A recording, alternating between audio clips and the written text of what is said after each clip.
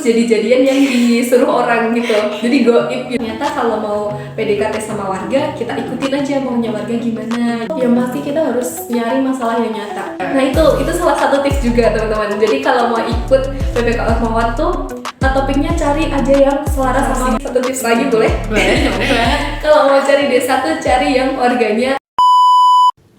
Halo, selamat siang semuanya. Selamat datang di Ruang Bincang. Tempatnya kita ngobrol santai, seru dan pastinya akan menambah wawasan kalian semua. Bareng aku Indah Isnaya yang bakal nemenin kalian semua beberapa menit ke depan. Dan siang-siang gini aku mau nanya dulu nih sama sobat Ruang Bincang. Pernah gak sih kalian semua itu ingin ikut program bergengsi nih kayak PPK Ormawa, PKM atau P2MW? Tapi ujung-ujungnya tuh malah mundur duluan karena takut dan bingung nih mau mulai dari mana. Tapi tenang, kalian gak sendirian. Karena hari ini di Ruang Bincang kita bakal bongkar gimana caranya proposal kegiatan kalian gak cuma dilirik oleh reviewer, tapi bisa tembus sampai ke panggung tertinggi nasional, khususnya di bidang PPK Ormawa. Dan gak main-main, di studio Ruang Bincang siang hari ini udah duduk satu sosok yang benar-benar luar biasa. Beliau ini adalah ketua di balik suksesnya satu tim hebat yang kemarin berhasil menembus puncak tertinggi kompetensi PPK Ormawa, yaitu Abdi Daya. Langsung saja kita sapa ketua hebat kita hari ini. Halo, selamat siang. Apa kabar nih? Halo, selamat siang. Alhamdulillah deh. Alhamdulillah, sehat ya Mbak? Sehat. Oke. Auranya tuh emang aura juara banget ya, sobat bincang pada siang hari ini. Tapi nih Mbak, sebelum kita bongkar semua tips yang kemarin Mbak dapetin sampai dapat juara itu, dapat piala Abdi Daya itu, boleh dong kenalan dulu nih sama sobat Ruang Bincang supaya yang lagi nonton atau yang lagi dengerin podcast kita pada siang hari ini tahu nama aslinya siapa dan juga dari Ormawa mana. Oke, ini nyapanya Sobat Bincang ya? Iya. Oke, halo Sobat Bincang, perkenalkan aku Niswa dari program studi pendidikan biologi. Pada tahun kemarin aku dipercaya sebagai ketua tim PPK Ormawa Hima Pebio 2025. Oke, salam kenal ya Kak Niswa. Oh iya, tadi kan aku manggilnya Mbak, terus ini Kak. Ini enaknya manggil Kak atau Mbak aja nih? Mbak aja. Mbak aja. Iya, Jawa kan kita. Iya, kita sama-sama Jawa nih. Tapi nih Mbak, kita ngomong-ngomong soal euforia dan juga ketegangan Abdi Daya kemarin. Itu kan udah selesai nih Mbak. Terus kesibukannya sekarang tuh apa sih Mbak? Oh, setelah Abdi Daya kemarin tuh rasanya jujur kosong ya. Karena kemarin kan kita PPK itu hampir 1 tahun, mulai dari Januari sampai Desember Abdi Daya. Terus akhir-akhir ini tuh aku kayak, aduh kangen rasa-rasa PPK yang dulu, pengabdian di masyarakat. Nah akhirnya aku cari-cari info nih, kayak ada nggak sih kegiatan lain selain PPK Ormawa yang sama-sama di bidang pengabdian. Nah, alhamdulillahnya kemarin aku sempat daftar di program pengabdian dosen dan diterima dan alhamdulillah didanai juga. Dan besok rencana dari bulan Juli sampai Agustus itu ada program pengabdian di Bandungan sama dosen. Wow, keren banget ya ini Sobat Bincang. Pemateri kita atau narasumber kita pada hari ini. Berarti itu dari bulan apa tadi Mbak? Kita tuh persiapan dari bulan Januari udah mulai survei desa gitu. Oke, itu berarti kan persiapannya lumayan panjang juga ya Mbak? Iya, lumayan menguras tenaga ya sampai PPK. Berarti kan itu tuh Mbak Niswa juga nggak bisa lepas sama tugas kuliah dong tentunya, apalagi kita sebagai mahasiswa gitu ya. Nah, buat sobat bincang yang mungkin kemarin belum sempat ngikutin perkembangan timnya Mbak Niswa, boleh dong Mbak diceritain sedikit gitu tentang program yang dibawain tuh kemarin fokusnya di bidang apa dan juga desanya tuh di daerah mana? Oke, aku sedikit cerita ya soal program tim PPK Ormawa Hima Pebio itu. Kita ambil tema smart farming. Nah, smart farming itu kita ada 4 proker. Udah agak lupa ini, soalnya udah lumayan lama. Nah, yang pertama itu ada SIPAMA, sistem pengendali hama. Yang kedua ada SIPADI, sistem perontok padi. Kemudian yang ketiga itu ada web swadaya panen, dan yang keempat itu kita ada modifikasi kandang. Kemudian warnanya itu ada produk pupuk organik padat sama pupuk organik cair. Wow, itu programnya udah kebayang nggak sih bakal seseru apa gitu di lapangannya nanti. Dan juga pasti padat banget ya, karena tadi ada 4 program gitu.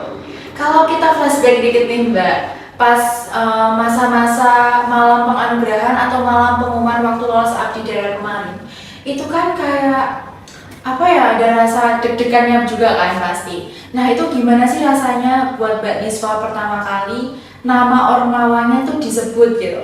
Dan momen apa yang paling Mbak Niswa ingat di detik-detik itu?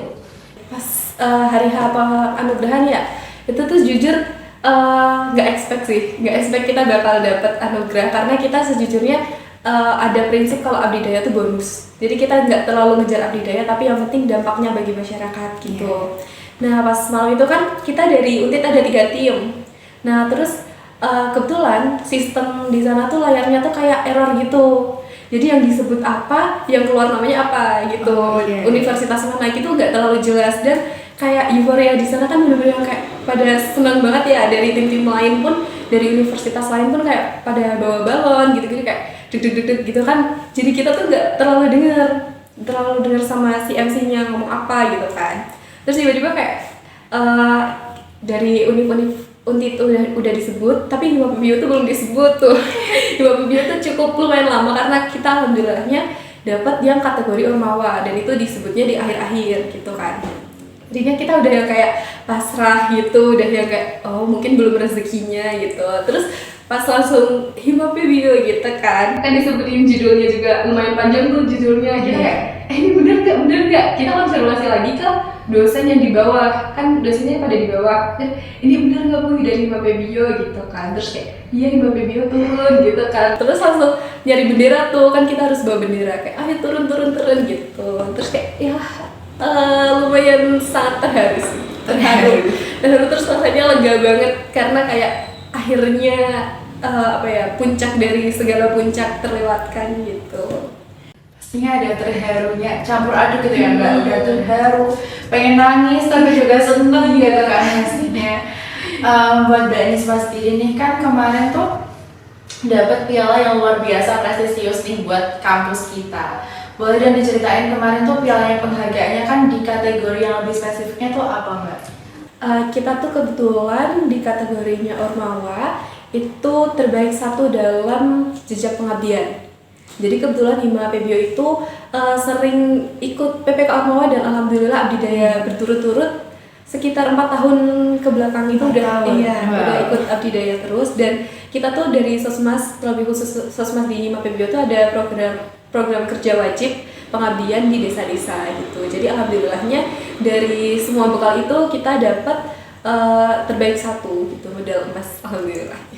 Alhamdulillah, keren banget ya Sobat Ruang Bincang di sini. Nah itu kan kemarin perjuangannya berbulan-bulan ya Mbak, nggak cuma sehari 2 hari, seminggu 2 minggu, tapi tadi dari Januari gitu kan, hampir 1 tahun tadi. Iya, hampir 1 tahun. Nah itu kan berarti ketika dapat juara tadi itu kan kayak udah terbayar gitu ya segala proses-prosesnya gitu. Tapi aku agak penasaran nih Mbak, awal mulanya kenapa sih Hima PBIO itu mau menggunakan program itu, dan di desa mana sih kemarin tuh? Di Desa Karangkajen, Secang. Di Desa Karangkajen, Secang. Nah dari 4 program itu kenapa harus menyasar di Desa Karangkajen ini Mbak? Kan dari sekian banyaknya desa yang ada di Magelang nih, itu kenapa harus Karangkajen gitu?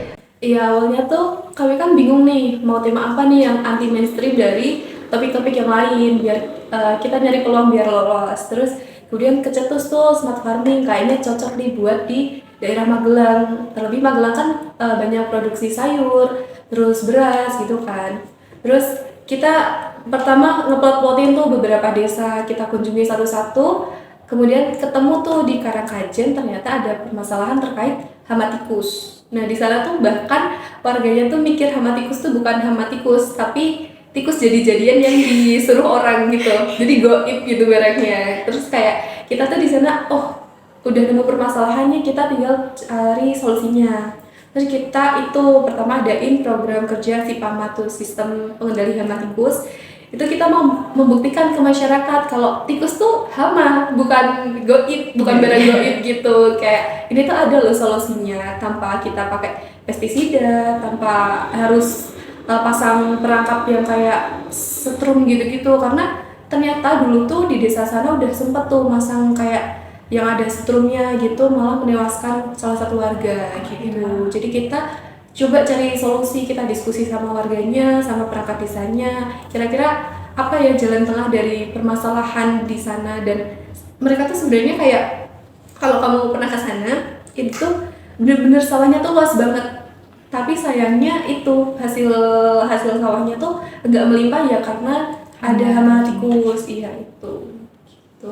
Jadi kita bikin alatnya yang lebih ramah lingkungan, kemudian aman juga buat warga. Berarti emang dari program ini tuh dari Mbak Niswa dan juga timnya itu benar-benar riset gitu ya, dan juga lihat kebutuhan atau permasalahan yang ada di masyarakat tersebut. Tapi nih Mbak, yang namanya masyarakat tuh kan kayak beda-beda gitu ya karakternya. Bahkan kita yang mahasiswa antara satu dengan yang lainnya kan beda-beda gitu. Terus pas awal-awal mau eksekusi di lapangan, ada nggak sih Mbak tantangan terbesar atau momen yang menurut Mbak Niswa tuh paling berat gitu, dan bikin tim tuh ngerasa kayak, duh kok gini banget ya mau PPK Ormawa gitu. Itu ada nggak Mbak? Jujur banyak. Pasti banyak tantangannya karena kan kita prosesnya panjang banget tuh, dari nyusun proposal terus terjun ke lapangan. Nah, kalau dari pengalamanku sih ini sih dari internalnya, kita kan karena prosesnya panjang pasti ada rasa capeknya kan. Jadi kebetulan capeknya tuh bareng-bareng. Jadi antar anggota tuh lagi capeknya kayak kok ini nggak selesai ya gitu. Udah setengah tahun kok nggak selesai ya gitu. Itu tuh tantangan banget karena kan kita yang gerakin ya. Masa kita sendiri yang kayak ini gimana arahnya, mau digimanain gitu. Itu yang pertama. Terus adaptasi sama warganya itu juga lumayan PR karena nggak semua anggota itu dari desa. Jadi kan ada yang dari kota juga, ada yang dari luar Magelang juga. Jadi mereka harus menyesuaikan pertama bahasa, kemudian kayak adat di daerah sana. Jadi kita tuh tipsnya buat bisa berbaur ke warga, kita ikutin tuh kegiatan-kegiatan warga kayak senam bersama, terus makan-makan gitu. Kita tuh ikut semua pengajian, kita ikut gitu biar kita bisa lebih masuk ke masyarakatnya, bisa ikut berbaur ke masyarakatnya. Alhamdulillah sih sejauh ini tantangan-tantangan itu udah kayak teratasi gitu. Kita udah nemuin celah-celah, oh ternyata kalau mau PDKT sama warga, kita ikutin aja maunya warga gimana gitu. Nanti warga juga akan respect kembali ke kita. Kalau kita ada program, mereka pasti juga ikut Membantu gitu ya. Iya. Tapi ada nggak sih Mbak, kan tadi katanya ada yang ini dari luar kota gitu kan, dari luar Magelang. Ada nggak sih kayak momen yang bikin kayak kaget, oh ternyata Magelang tuh kayak gini ya, masyarakat desa Magelang tuh kayak gini ya. Ada nggak Mbak momen kayak gitu? Ini sih ada yang dari mana ya, aku lupa, daerah Jakarta gitu kan. Nah sedangkan di desa tuh ada, kamu tahu Megono? Iya. Nah kita tuh habis senam terus lanjut makan. Kan kalau senam kan buat sehat gitu kan, tapi langsung lanjut makan berat. Pertama dia udah kaget, loh kok langsung makan nasi gitu kan. Terus ditambah nasi Megono gitu. Terus itu first time dia makan nasi itu. Terus habis itu malah dia minta nambah. Oh iya. Jadi dia minta dibawain itu loh. Kan ibu-ibunya juga seneng kalau lihat kita makannya banyak gitu kan. Terus dibawain sebaskom gede. Sumpah itu kayak, ini serius kamu mau ngabisin gitu. Tapi dihabisin ya Mbak? Dihabisin karena dia cowok kebetulan. Jadi dia kayak makanya lebih banyak dari kita semua. Oke, tapi aku waktu dengar cerita dari Mbak Niswa tadi tuh menyadari bahwasanya emang benar-benar butuh mental yang baja banget ya, kuat banget untuk ikut di program PPK Ormawa ini. Apalagi program ini kan tadi jalannya hampir 1 tahun gitu ya. Nah sebagai ketua nih Mbak, gimana sih cara Mbak Niswa tuh ngejaga semangat teman-temannya? Kan pasti ada fase dimana mereka tadi capek, walaupun capek bareng-bareng, tapi kan tetap aja kayak ada rasa egoisnya sendiri-sendiri gitu kan tiap individu. Atau gimana sih supaya biar timnya tuh nggak burn out gitu? Kalau dari aku sendiri, jujur PR banget ya itu, karena aku pun baru pertama kali jadi ketua kayak gini. Jadi sebelumnya kan aku belum pernah ikut kegiatan yang melibatkan aku jadi ketua. Nah yang pertama tuh aku pasti kenalin dulu karakternya, karena kan kebetulan kita nggak dari prodi pendidikan biologi aja, ada yang dari teknik, dari Paperta gitu kan. Nah jadi pertama aku kenalin kira-kira gimana sih cara nge-treat mereka, karena kan tiap orang beda-beda, ada yang bisa dialusin, ada yang kalau dialusin nggak bisa tuh, kayak harus lebih tegas gitu. Terus kalau untuk menjaga semangat mereka sih, kita biasanya ada selalu rutin ngobrol bareng. Kita tiap malam tuh hampir ngobrol bareng di ruang tengah, entah ngobrolin proker atau hal-hal random. Kayak kita tuh karena sering berinteraksi sama warga, kita jadi tahu tuh di situ ada cerita apa aja, kayak ngobrolin horor gitu juga. Kita tuh kayak sering ngobrol random banget tentang Jadi di sana tuh lebih kayak juga mengenal mereka juga gitu loh, kan karena kita baru pada kenal gitu. Terus kita juga sering self reward. Oh iya, self reward juga. Kita kayak ada broker gede apa gitu, abis brokeran kita pulangnya makan ayam gitu, makan ayam apa, mau pada makan apa gitu, biar pada excited untuk broker selanjutnya. Oh besok kalau brokeran lagi ada apa lagi ya kira-kira self rewardnya gitu. Kalau enggak itu pertama tuh kita ada program apa ya, aku lupa. Itu pulangnya aku beliin es krim semua. Kayak bentuk apresiasi buat mereka gitu loh, biar pada semangat gitu. Tapi kan tadi enggak yang Hima Pebio semua ya Mbak, tadi ada teknik sama Faperta. Iya. Teknik sama Faperta tuh kan kayak bertolak belakang banget gitu ya. Itu gimana caranya kalian kok bisa bertemu jadi satu di program tersebut gitu? Kebetulan tuh yang Faperta itu temen kos temenku. Iya, Jadi kayak udah lumayan akrab sih salah satu anggotanya. Terus kalau yang dari teknik itu juga satu orbit apa ya, UKM sama temanku yang lain. Nah caranya tuh I-nya tuh jujur susah karena kebetulan yang dari luar tuh cowok-cowok semua, sedangkan dari Hima Pebio tuh cewek-cewek gitu. Mereka kayak kan kalau teknik terkenal laki keras gitu kan, tapi ternyata sejauh ini kita kenal mereka tuh ternyata mereka asik juga kok, nyambung lah gitu, walaupun kalau diajak ngobrol tentang alat kita kayak ngangong gitu. Kita lebih ke praktiknya aja gitu. Berarti kemarin waktu mencetuskan ada 4 program itu tadi kan Mbak, itu tadi udah kebentuk ada teknik sama Faperta juga atau belum? Sejujurnya belum. Oh belum? Iya, tapi kita udah kayak apa alat ya gitu kan. Smart farming kan kayak orang kalau tahu smart farming pasti ada teknologinya nih gitu. Sedangkan kita belum punya ilmunya. Kalau dari biologi, oke kita gandeng teknik aja kali ya gitu. Artinya nyari tuh anak-anak teknik gitu. Terus ditanyain kira-kira kalau kita brokernya ini kalian bisa nggak bantu kita gitu. Alhamdulillah dari teknik-teknik itu kayak menyanggupi. Kalau boleh tahu kemarin anak tekniknya tuh berapa Mbak? Tekniknya 3. Oh tekniknya 3? Iya, tapi elektro 2, 1 mesin. Iya. Iya. Yang Fapertanya? 1. Oh Fapertanya 1 tapi full power banget ya. Oh iya, keren banget, berarti bener banget, cocok banget pilih orang tersebut gitu ya, nggak salah orang. Dia ceria banget, dia malah menurutku dia yang nyairin satu tim. Dia bener-bener yang kayak bisa ngerangkul semuanya karena dia paling tua. Iya dia paling tua, jadi malah kadang-kadang aku kalau lagi bingung juga gimana sih ngadepin teman-temanku yang lain, karena kalau sama teman-teman kan aku itunya kayak satu angkatan, sepantaran gitu, teman kelas gitu kan. Jadi aku kadang-kadang minta saran ke dia karena dia bakal lebih bijak gitu menurutku. Oke, berarti tadi kan secara nggak langsung itu pendekatan personal gitu ya Mbak? Iya. Tapi aku jujur-jujuran nih ya Mbak, pengen banget tahu kayak dinamika kalian di tim tadi. Kalau boleh tahu tuh kan kalian udah ikut PPKO. Nah itu masih ada kuliah gitu nggak sih Mbak? Kayak ada penugasan kuliah itu masih ada apa Mbak? Kalau untuk PPK itu jalan bareng sama kuliah kebetulan.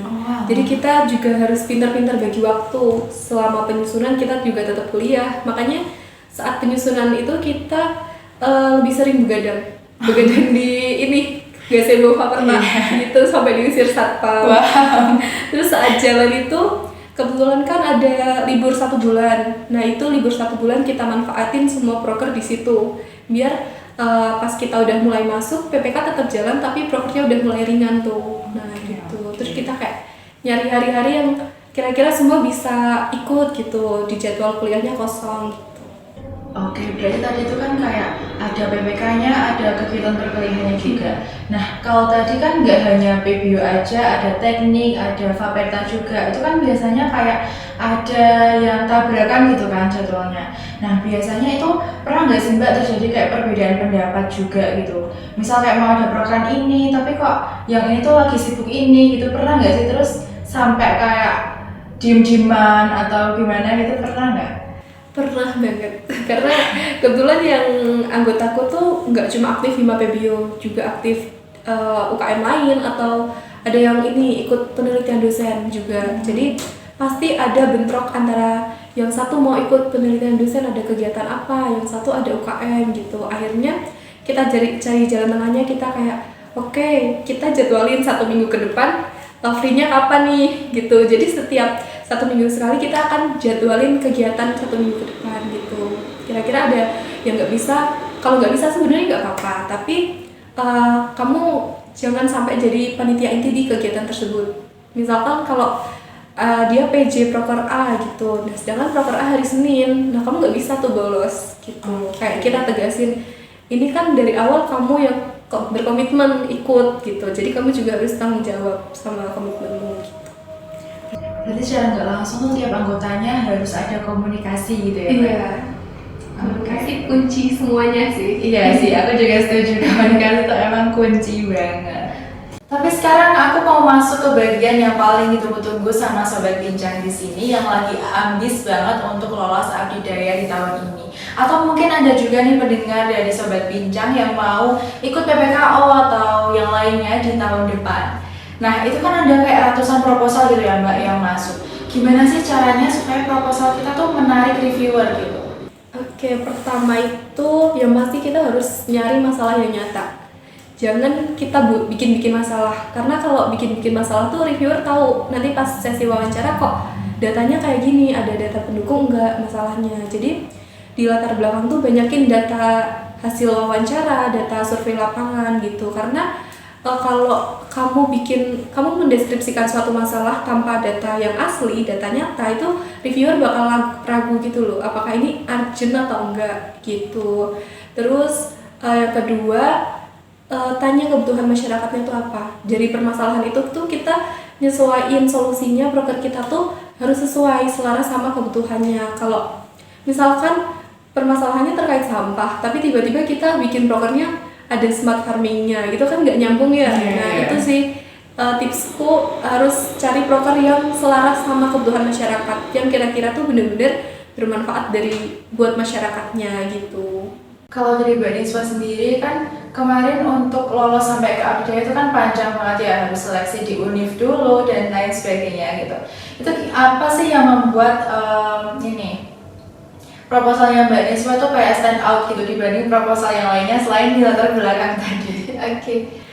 Mungkin ya dari proposalku tuh karena kebetulan prokernya kita tuh kayak dukung nilai-nilai SDGs gitu. Pun kita banyak menggunakan teknologi dan itu tuh lagi ini kan selaras sama program pemerintah. Iya. Nah itu salah satu tips juga teman-teman. Jadi kalau mau ikut PPKO Atmawat tuh topiknya cari aja yang selaras sama pemerintah. Iya, program pemerintah. Kan pemerintah lagi ada tuh swasembada pangan. Nah, itu kan dukung tuh smart farming. Iya. Gitu. Jadi proker kita tuh kayaknya juga dilirik karena selaras dengan program pemerintah gitu sih.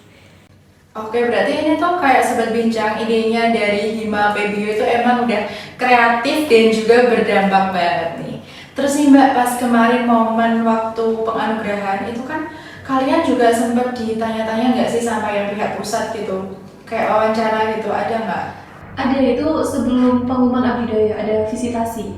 Oh, oke. Visitasi dulu. Nah, menurut Mbak Niswa itu hal krusial apa sih yang harus banget dipersiapkan sebelum visitasi tadi? Visitasi itu yang perlu disiapkan sebenarnya lebih ke warganya, karena visitator tuh bakal random gitu. Jadi mereka datang lihat nih, misal kalau brokerku kan alat ya, nah itu kunjungan ke alatnya berfungsi enggak, terus nanti masyarakat tuh diundang, bakal tiba-tiba visitatornya nunjuk salah satunya kayak, Bapak tahu program ini enggak, Bapak udah merasakan dampaknya enggak gitu. Jadi lebih dari awal kita emang harus komunikasi sama masyarakatnya tuh harus benar-benar lancar, karena kalau masyarakatnya aja tidak terdampak dan nggak tahu prokernya apa, kalau ditanyain visitator kan berarti kayak nggak bisa jawab kan. Jadi kayak, wah jangan-jangan programnya ini cuma akal-akalan mahasiswa nih, warganya aja nggak tahu gitu. Jadi sebenarnya poin utama itu di masyarakatnya gitu. Jadi kayak keterlibatan, semakin banyak masyarakat yang terlibat itu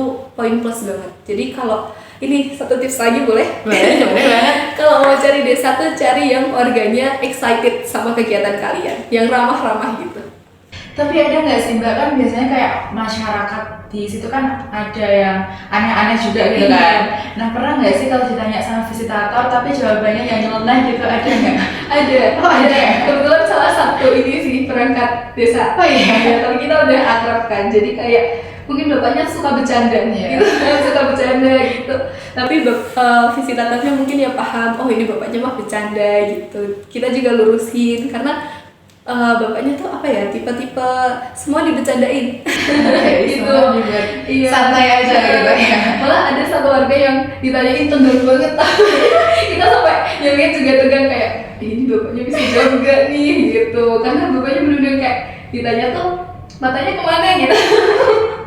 Padahal lagi ditanyain ini gimana pak cara rawat alatnya gitu, bapaknya kayak mikir keras gitu, padahal kayaknya kemarin udah praktik deh gitu. Itu sih. Oke, berarti dalam visitator tuh kayak nggak yang harus tegang banget gitu ya, mbak, kita buat kayak setenang mungkin gitu ya. Jadi ada briefingan juga nggak sama masyarakatnya supaya kayak udah tenang aja gitu, atau gimana cara nyampein dari Hima Pebio tadi?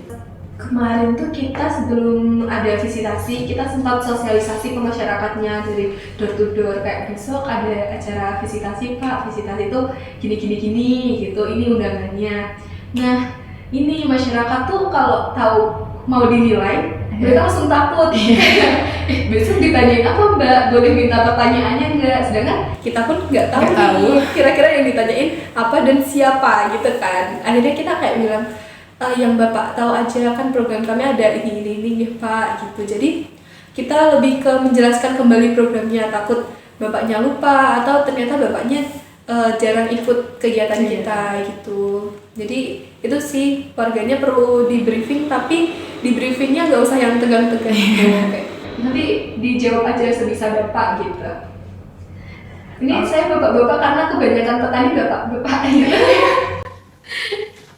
Oke, jadi itu tadi ya Sobat Bincang, boleh dicatat bahwasanya persiapan buat PPKL itu emang agak panjang dan gak boleh setengah-setengah ya Mbak Niswa ya. Dan gak terasa juga kita udah di penghujung obrolan nih buat aku dan juga Mbak Niswa. Setelah ngelewatin semua proses yang luar biasa tadi, dari awal bikin proposal sampai akhirnya bisa lolos sampai ke Abdidaya, itu menurut Mbak Niswa secara personal pembelajaran terbesar apa sih yang bisa Mbak Niswa tuh raih dalam memimpin PPKO ini? Sebenarnya yang paling buat aku belajar tuh soal kesabaran sih. Kesabaran? Iya, karena harus ngertiin karakter tiap orang, dari anggotaku sendiri sama masyarakatnya. Aku harus adaptasi ke masyarakatnya, harus mengayomi kelompokku agar juga bisa berbaur sama masyarakat. Itu kayak sangat sebuah pembelajaran yang berharga buat aku. Jujur itu sih. Oke, tapi aku benar-benar mengapresiasi sih sama kegiatan yang dilakukan oleh Pebio kemarin ya. Ini kalau misal awak bisa ngasih 10 jempol, aku kasih Mbak. Cuman karena hanya ada 2, aku kasihnya 2 ya Mbak. Dan terakhir banget nih buat Mbak Niswa, boleh dong kasih kayak pesan atau kalimat penyemangat nih buat teman-teman mahasiswa di luar sana yang lagi berjuang di tahun ini atau di tahun depan untuk coba ikut PPKO. Oke, oh ya ini lagi ini ya, udah mau nunggu pengumuman pendanaan. Oke teman-teman yang sedang menunggu pendanaan dari PPK Belmawa, tetap semangat. Abdidaya itu bonus, nggak usah fokus menang atau enggaknya, jalanin aja pengabdiannya, karena poin utama dari pengabdian itu berdampak ke masyarakat, bukan abdidayanya. Semangat semua! Semangat! Wow, itu keren banget sih, apalagi di closing statement dari Mbak Niswa tadi. Dan ya, obrolan kita di siang hari ini tuh memang banyak banget ilmu yang bisa diambil ya. Kita belajar banyak, mulai dari cara gimana ngedeketin warga desa, kemudian gimana cara ngelola ego tim, sampai taktik jitu biar bisa tembus abdidaya langsung dari ketuanya nih. Dan terima kasih juga kepada Mbak Niswa yang udah mau main ke studio dan berbagi cerita berharganya. Sukses terus buat kuliah dan juga karirnya ke depan. Dan buat Sobat Ruang Bincang yang lagi di rumah atau yang lagi dengerin podcast pada siang hari ini, semoga obrolan siang ini bisa jadi bahan bakar baru buat kalian yang lagi berjuang di dunia PKM atau P2MB dan juga PPK Ormawa. Dan di sini aku Indah Ismaya pamit undur diri, sampai jumpa di episode Ruang Bincang berikutnya. Sampai jumpa semuanya.